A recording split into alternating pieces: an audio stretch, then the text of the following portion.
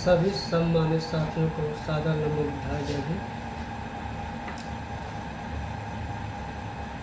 मैं कुछ भगवान बुद्ध उनके धम्म से बताने जा रहा हूँ, जो बाबा साहब ने बहुत मेहनत से लिखा। जिस पुस्तक को भारतीय संविधान को बनाने में 2 वर्ष 11 माह 18 दिन लगा, लेकिन भगवान बुद्ध उनके धम्म को बाबा साहब को लिखने में 5 वर्ष का समय लगा। उसी भगवान बुद्ध उनके धम्म से मैं बताने का प्रयास कर रहा हूँ। दूसरे अपराधियों की धम्म दीक्षा। राजगृह के दक्षिण में एक बड़ा पर्वत था, जो नगर से लगभग 75 मील दूर था। इस पर्वत में से होकर एक दर्रा जाता था, जो बहुत तंग और सुनसान था। दक्षिण भारत की ओर का रास्ता इसी दर्रे से होकर गुजरता था। इस तंग दर्रे में 500 डाकुओं ने अपना डेरा डाला हुआ था। वे इस दर्रे में से गुजरने वाले यात्रियों की हत्या कर देते थे और उनको लूट लिया करते थे। राजा ने उनको पकड़ने के लिए सेनाएं भेजी, लेकिन हर बार वे बच निकलते थे। बुद्ध इस स्थान से कुछ ही दूर ठहरे हुए थे। उन्होंने उन लोगों की स्थिति पर विचार किया।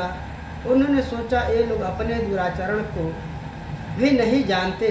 यद्यपि उन्हीं जैसे लोगों को शिक्षित करने के लिए मैं संसार में आया हूँ, तब भी न तो इन लोगों ने मुझे देखा और न ही मेरे धम्म के बारे में सुना है। तथागत ने उनके पास जाने का निश्चय किया। बुद्ध एक घोड़े पर सवार होकर उस ओर चल दिए। उस तंग दर्रे में प्रवेश करने पर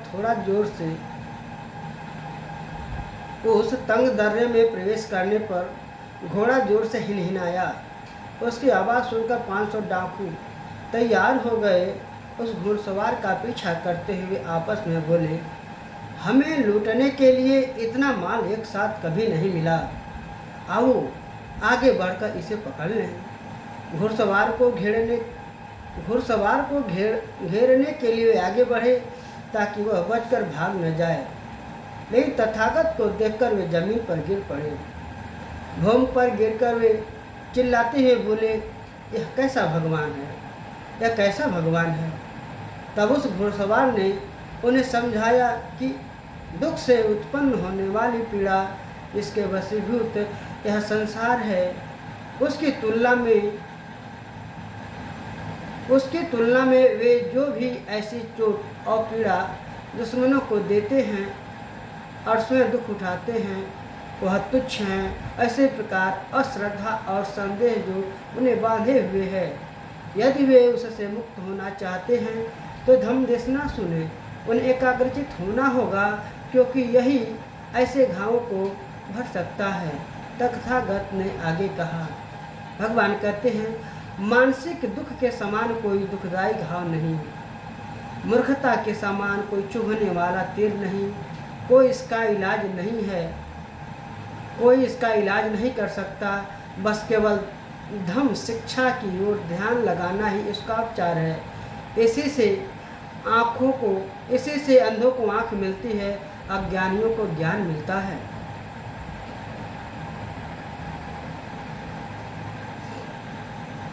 लोगों का मार्गदर्शन इसी से होता है, जैसे अंधों को आँख मिल गई हो।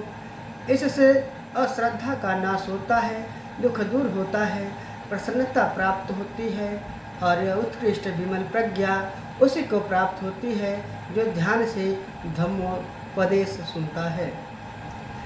यह सुनकर जिसने सबसे अधिक पुण्य प्राप्त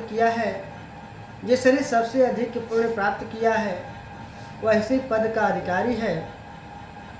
यह सुनकर डाकुओं ने अपने दुराचरण जीवन पर पश्चाताप किया।